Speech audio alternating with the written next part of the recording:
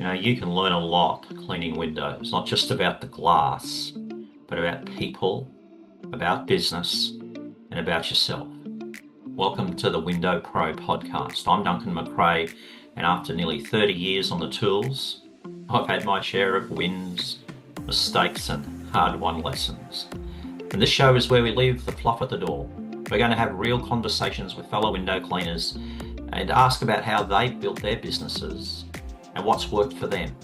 So if you're after practical ideas, honest stories, and the occasional laugh, you're in the right place. I'm sure you're going to enjoy it. Well, on today's podcast, I'd like to welcome to the microphone Jono Bull, who is the owner-operator of did I say it right? XPRT Tools. Yeah, thanks, Duncan. Expert Tools, spelled XPRT. Excellent. So, Jono, how long have you been in the industry? And tell us, how did you get into window cleaning? Well, it kind of makes me sound old, but in the late 90s, I actually started window cleaning when I was just a teenager.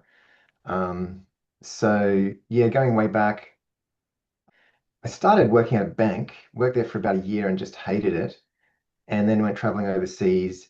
And I stayed with a mate, and his father was a window cleaner, and he also had an accident. He'd broken his arm. He couldn't continue to work. So because I was staying with him, I thought I'll jump in and try and carry the ladder and so forth. And I kind of learned the basics of window cleaning there in England Mhm. on that trip.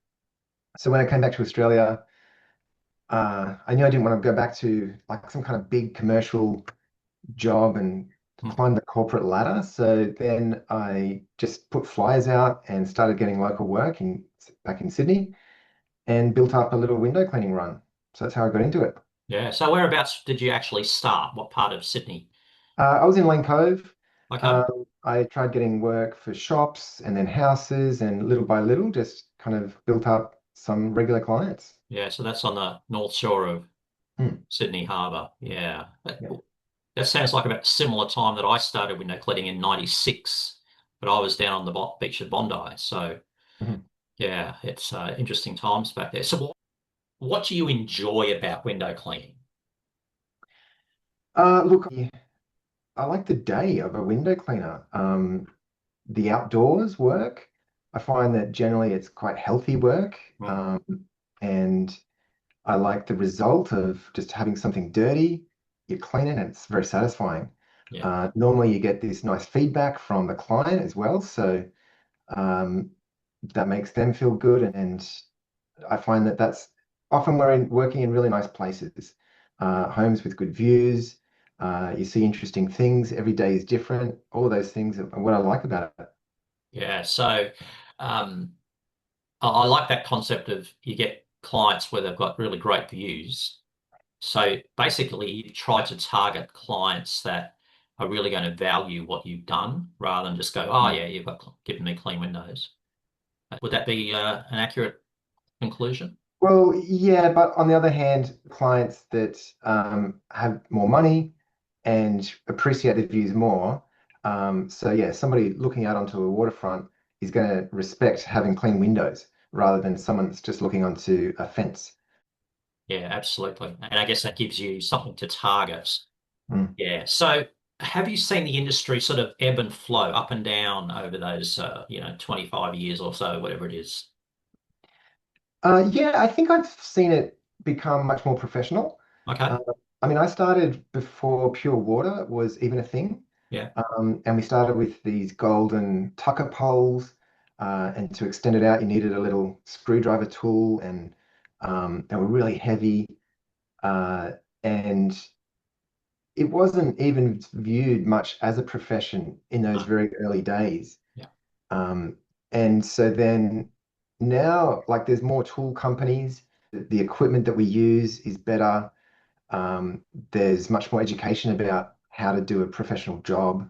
Yeah. And then there's all the problems that window cleaners come up with, like hard water stains and things like that, and how to handle them.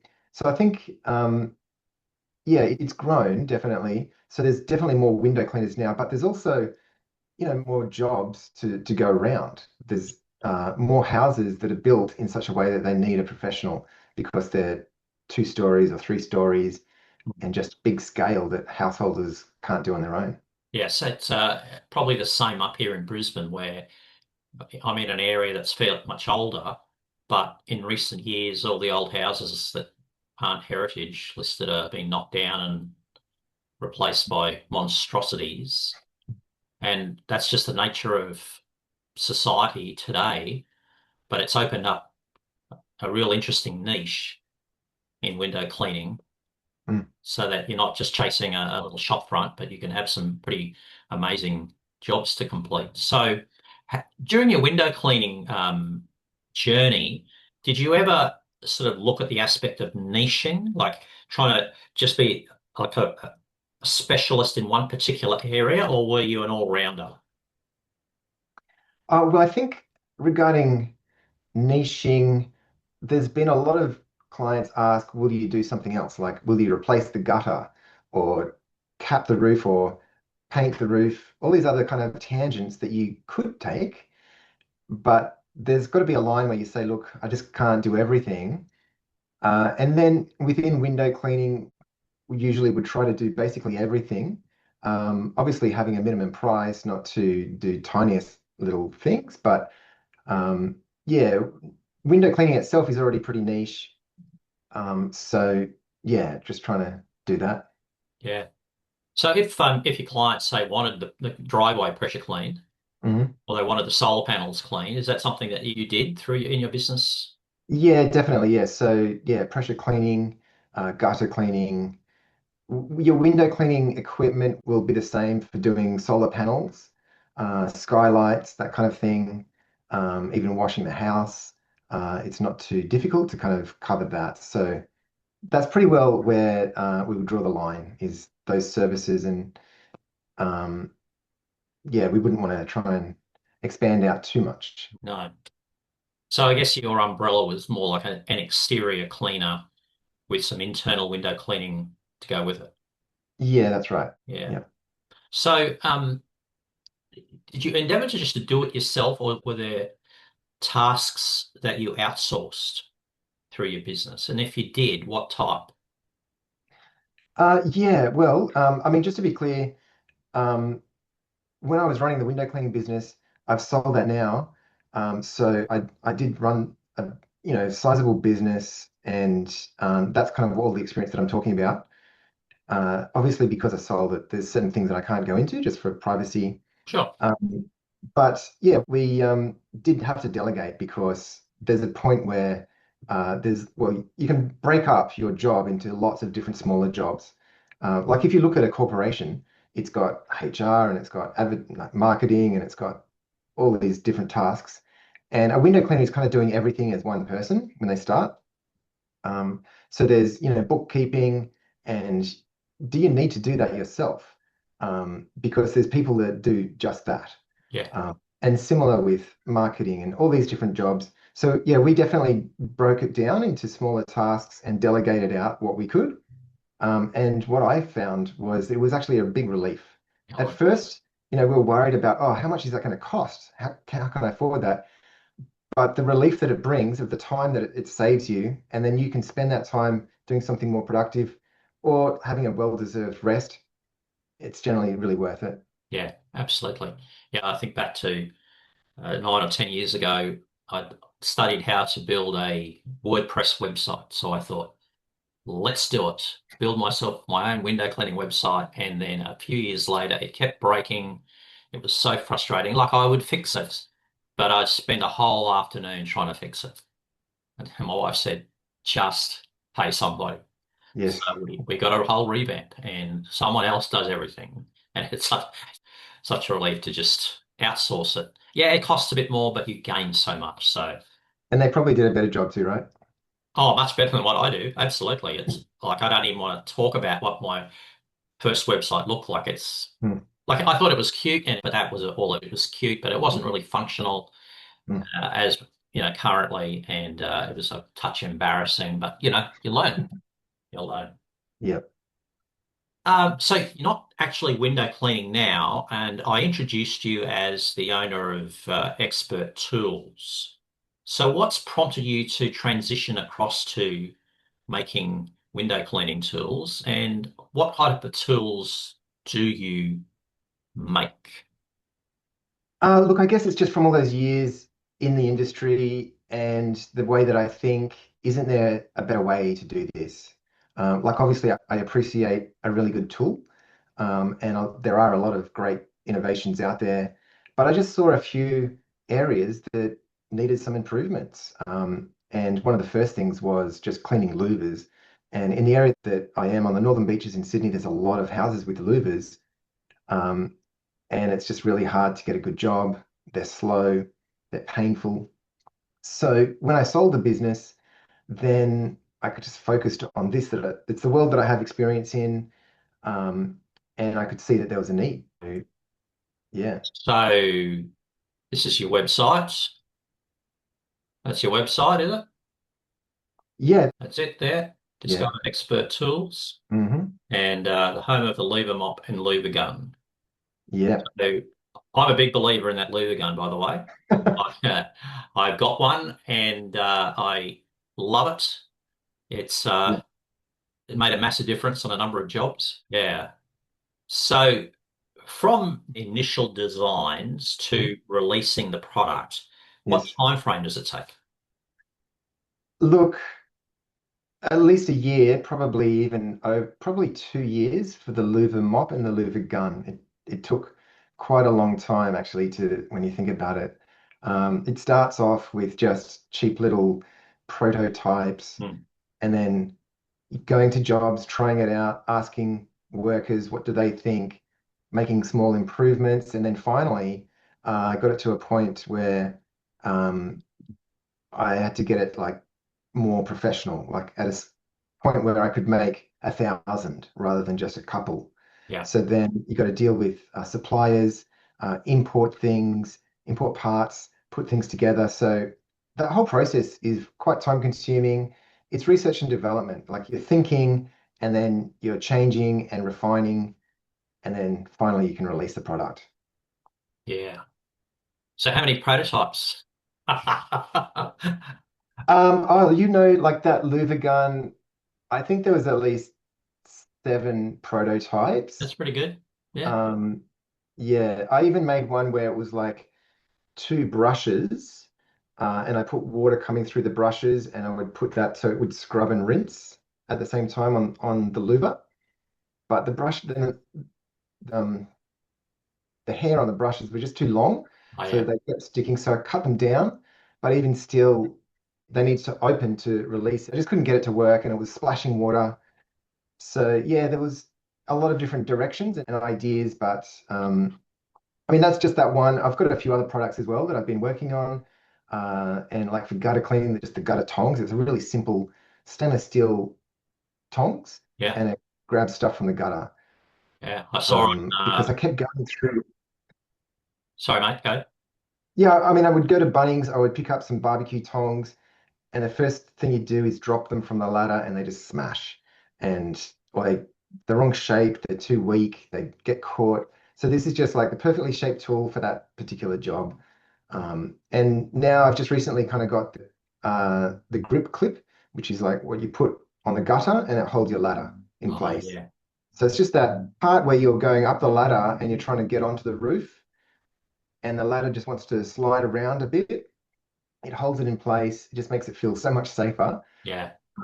And because it's just two little clips with the cord, it's super easy just to carry with you Yes. and use. And I think that's one of the problems is a lot of tools, especially safety tools, people might even buy it, but do they use it is the question. Yeah. And if it's too heavy or too clunky, they just don't carry it. So Yeah. that's where the problem is.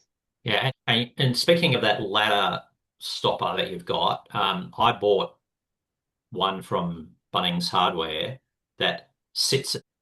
It has a slot that sits in the where the gutter frame comes over, and you can then the ladder goes on that. But you still got to try and find the right spot along the gutter as to where Mm, that's going to go, mm, and then it kind of defeats the purpose because you don't want it to be right down the end of the roof and then walking back over here. So mm, that sounds like a really practical uh, mm. addition to the toolbox. I notice going back to the gutter tongs, one of my friends here in Brisbane, Caleb, put a great review. He loves those gutter tongs. So on your site, he runs a window cleaning business up here in Brisbane, does a lot of Yeah, gutter clearing.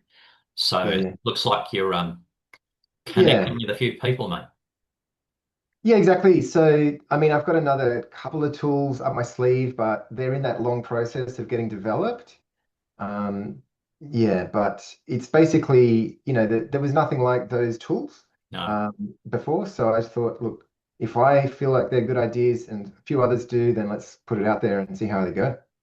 And it's just reminded me going back to the 90s when wagtail squeegees started. Um, some guy, uh, who did he work for? Oh, yeah, Peter Erkin, his brother invented the wagtail. Mm, He introduced me to it, and I'd never seen it all. I'd only ever seen hound dog squeegees and mm, Monterey squeegees. I didn't know anything different. It was the first few months of my career. But when he introduced me to a new tool, it made such a difference, that pivot, yeah. and Mm, that's progressively progressed over years. So, having mm. new tools like this, the new innovations make a massive difference. And I suppose people hold back and go, do I want to spend the money? But then the longer they hold off, the longer it is that they're missing out on saving money on an efficient tool. Definitely. Yeah. Yeah.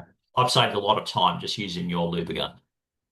Yeah, yeah. Well, I mean, I think the time it's definitely quicker, but the results as well. Because I guess when we moved in one particular house, we got louvers, and for the first time, I cleaned them myself. But then I got to see the louvers the first thing in the morning, and I thought I'd done a great job the day before.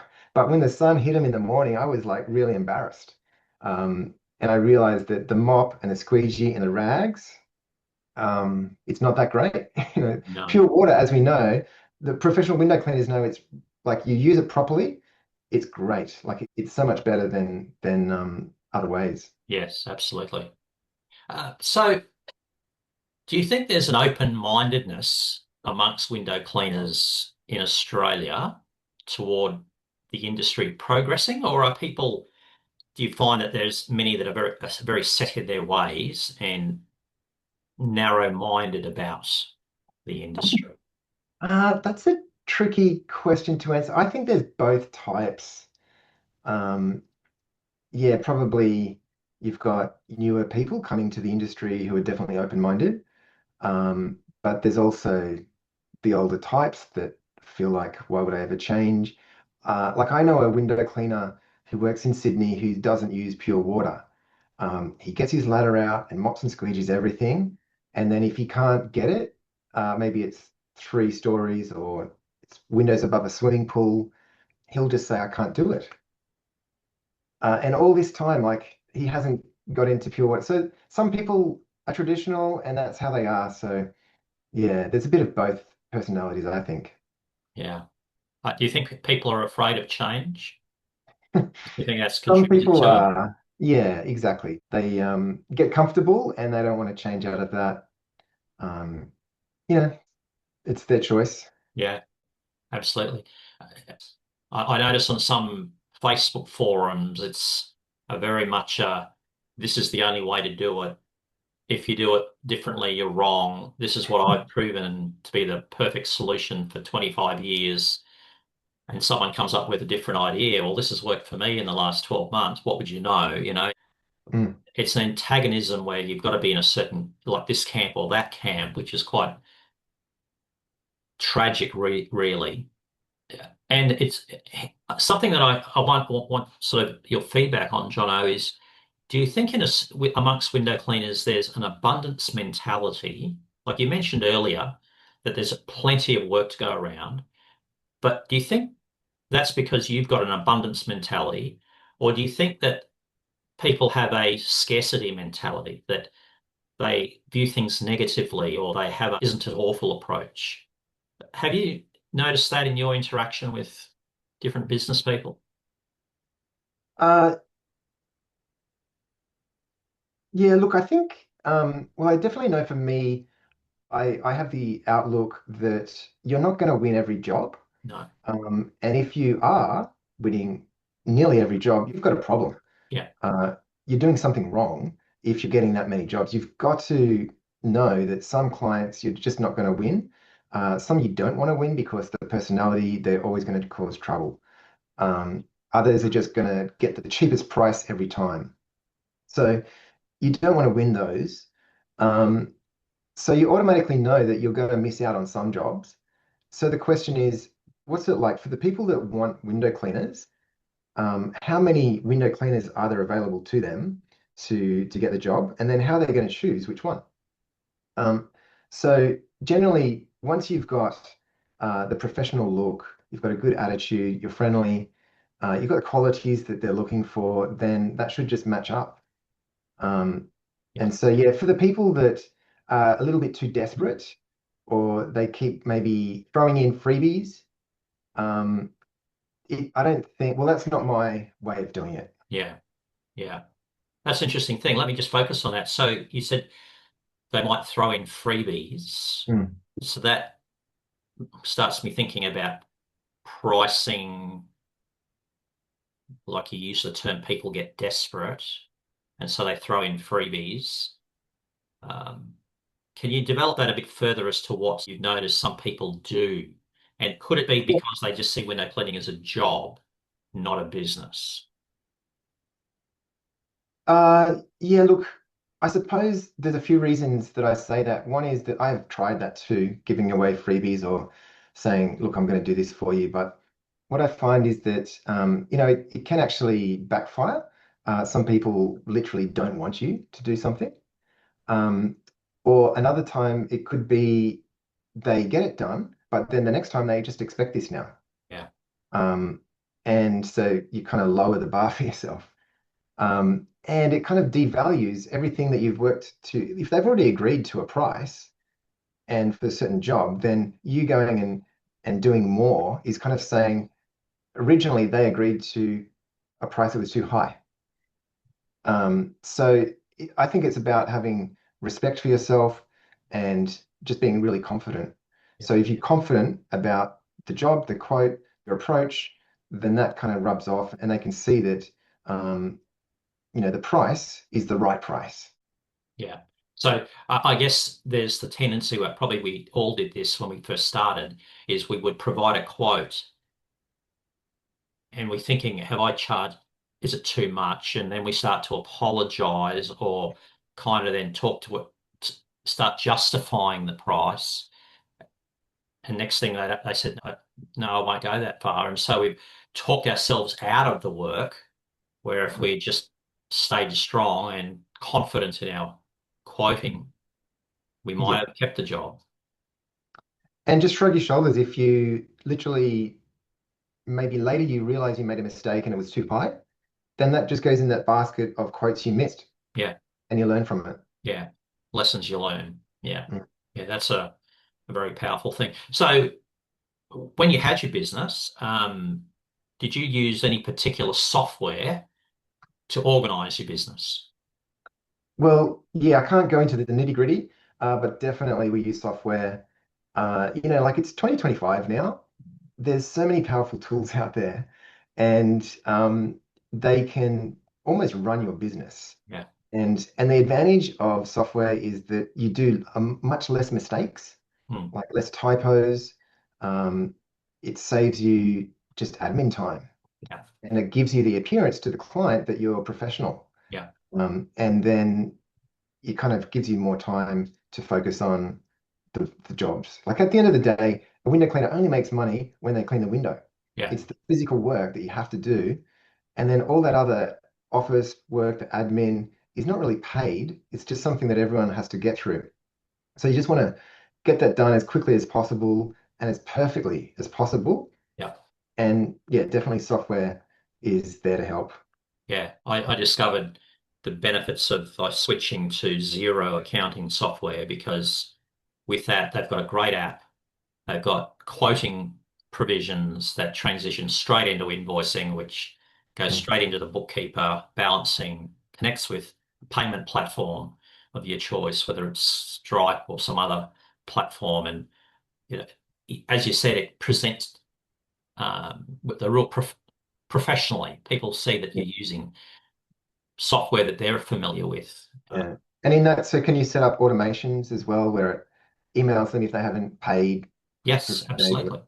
Yeah, Exactly. so we've got that set up for commercial clients. If after 7 days after the due date, if they Mm. automatically get an email. And I've lost count the number of times clients have, well, I'll get a payment notification. Oh yeah, they got Thank the you. email today. And it's not that they don't want to pay, Yeah. it's just they forgot. You Yeah. walked out of the door and they said, I'll get to that tonight. And then, the kid fell off the ladder at the back. And so they're in the hospital and they forgot to pay the window cleaner. But it's great having the automation. So you can set it up. It's so important for business. As you said, it's 2025. Yeah. Exactly. So, Jono, if a new window cleaner found out that you had that much experience and they said to you, give me some tips to run my business, what would be your top three tips?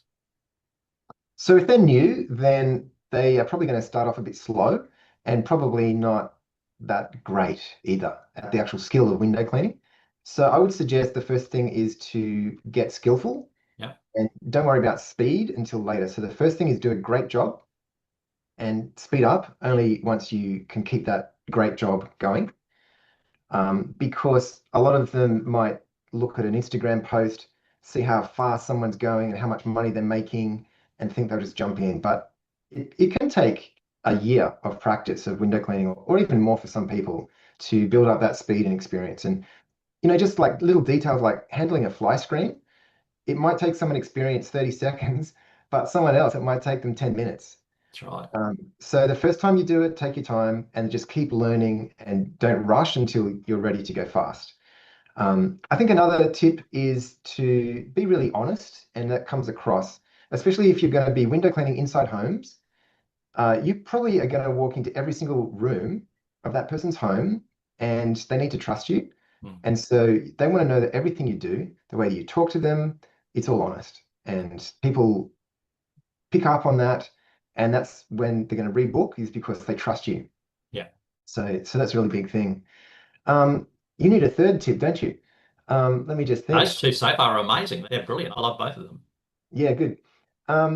Yeah, I think the third one is probably just to be open-minded and keep up with the latest, and try new tools, new approaches, and um, I think that's kind of what is exciting in the long term as a window cleaner to know that there could be new tools, new methods, Yeah. to be able to get your job done safer or more efficiently. So yeah, keep on, on the ball with that. Yeah. So has it ever, they're brilliant tips, John. Has it ever interested you to become a window cleaning mentoring coach for new businesses? It did actually interest me. I dabbled in that a little bit a while ago, and then I kind of decided to go into the tools instead. Hmm. So yeah, um, yeah, gold mine of experience here, but I'm only gonna give out a tiny bit to you right now, and you're very privileged there, Duncan. Yeah. Well, I think you're probably a treasure box full of wisdom yourself in the window cleaning world. Well, if you've got once you've been in it for like what's it for me, 29 years this year, Hmm. and you're making mistakes, you lose a tool down a gutter, you pull out your bucket, you look down in the gutter, and there's your good little squeegee disappeared. You can't get it back. You twisted the fly screen you said when you were getting it out the wrong way, and it broke, and Mm. but they're the things you just have to try and see them not as, oh no, what's happening to me? My life is terrible, to, oh well, another lesson learned. Mm. I won't do that again, or I'll do it differently, or I've got to talk to someone to find an answer. So that's the purpose of the podcast, is to try to pick the brain of all these ones like yourself, Jono, that's had a fair bit of experience. And we thank you very much for joining us today. So, have you got any last bits of wisdom that you'd like to share to the listening masses? Well, I suppose with my latest invention of this grip clip, it's made me think about safety a bit more and how window cleaners often put themselves in dangerous positions. Yeah. Um, and there's not really any formal training to become a window cleaner. So you can go and buy a ladder. There's no qualification needed, and you can just climb right up high. And so just, I think for window cleaners to be really thoughtful about what you're doing, like put the ladder on a safe place, Yeah. and just kind of think twice and take your time because it's just not worth falling off. No. Yeah. And there's so many things now that if you have got an older ladder, you can retrofit ladder levelers. You can buy Mm, them, fit them mm, so that you can keep the ladder straight and it's not leaning one way or the other. mm, You've got those things that are available, but most of the new ladders now have got them built in if you spend the mm, extra money. And with like what your ladder grips that you're marketing and that others do, other products, you can mm, be safe. But it's also the aspect too of people using poles, whether it's mm, traditional work or water fed. Look around to see that there's no power lines, things like that. mm, There's been too many incidents in recent times that have really woken. I guess it's woken me up a little more than I probably was before. So mm. it's given me a bit of a jolt, pardon the pun, to see what is happening to people when they don't see safety. So I've almost been banned by my wife for using a ladder. There's only very occasionally that I will use a ladder now. So Yeah. yeah, because of safety. So great tip. Learn, Mm. take time to get those safety standards in your business and don't be Yeah. afraid to make a stand for safety if a job is not going to be safe. Yeah, exactly. And it's up to your own responsibility for Yeah, your safety. So sometimes a client, they might push you and it yeah, might be wet and you're not comfortable and they're like, oh, but you said you'd do it. Well, if you don't feel like it's safe, and you assess it, you can tell, just don't get pushed because again, it's just not worth it. yeah. And even if you lose that job, Mm, tomorrow there'll be other jobs. There'll be other jobs that will be safer. We don't have to sort of be locked on the here and now. I know if I don't do that they want, I'm going to lose this job. If they mm. don't have respect for safety, you don't want that client. So, Yeah. Yeah. that's really important. So thank you, Jono, for joining us on the Window Pro podcast. Really appreciate what you've shared with us today and all the best with Expert Tools. I look forward to keeping an eye on your socials. You're on social media, Instagram, I notice, and Facebook, as well as your website. So I'm looking forward to seeing what other goodies that you come up with. See you Yeah. soon, mate. Take care. Thank- Well, thank you very much, everyone, for listening to the podcast. I hope you got some real value from today's guest. We know that each guest brings something different to the table, hence the variety in my guests on this podcast. So if you got value from this episode, please share it with a fellow tradie or someone else in business that you think would benefit from it. And please don't forget to subscribe to our podcast through your favorite platform, whether that's on YouTube, Spotify, or wherever you get your podcasts. Thank you very much for listening, and we'll see you next time.